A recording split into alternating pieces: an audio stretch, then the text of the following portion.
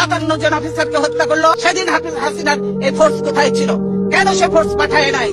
আসলে সে নিজেই জড়িত ছিল এই হত্যাকাণ্ডে। বেগম খালেদা জিয়া এমন একটা মানুষ, আপনার এই প্রশ্নের সাথে এটা রিলেটেড, ভাই যেটা বলছে সেখানে এটাও দরকার। এই কারণে তিনি কখনো নিজে মুক্তি চেয়ে কোনো দরখাস্ত করেন। দেশের বাইরে আমার কোনো ঠিকানা নেই, এটাই হলো আমার ঠিকানা।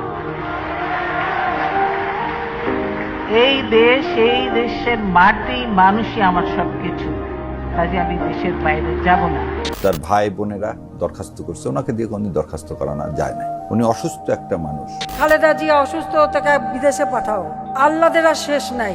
তাকে ট্রিটমেন্ট না করিয়ে দিনের পর দিন আলিয়া মাদ্রাসায় নিয়ে যাওয়া হয়। এই মরে মরে এই যায় তো বয়স তো 80-র উপরে, তো মৃত সময় হয়ে গেছে, তার মধ্যে অসুস্থ, তো এখানে এত কান্দাকাটি করতে লাভ নাই। তাকে বলা হয় যে তার জেল হলো 5 বছর, এবং সেটাকে যে 10 বছর করে দিলেন সাজা বাড়িয়ে, তাকে পুরস্কার স্বরূপ অ্যাপিলেট ডিভিশনে নিয়ে যাওয়া হলো। পুরস্কার স্বরূপ অ্যাপিলেট।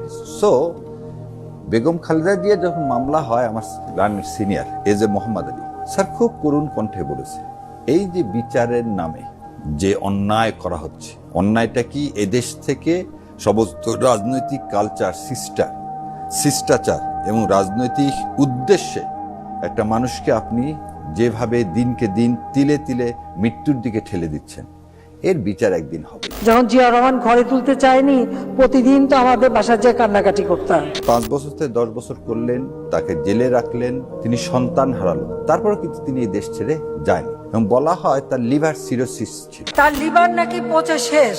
তো লিভার সাধারণত পচলে মানুষ কি বলে, সেটা আমি মুখ দিয়ে বলতে চাই না। কি খেলে তাড়াতাড়ি লিভার পচে সেটা তো সবাই জানে না। সো লিভার সিরোসিস এমন ওষুধ মানে জেলখানায় থাকা অবস্থায় দেওয়া হয়েছে যে ওষুধগুলো লিভার সিরোসিসের জন্য আরো ডেঞ্জারাস। তার মানে শেখ হাসিনা তাকে জেলখানায় খালি রাখছে শাস্তি দেওয়ার জন্য না, তাকে মৃত্যুর কোলে ঠেলে দেওয়ার জন্য। এবং এই বিষয়ে এখন পর্যন্ত কোনো ইনকোয়ারি হয়নি।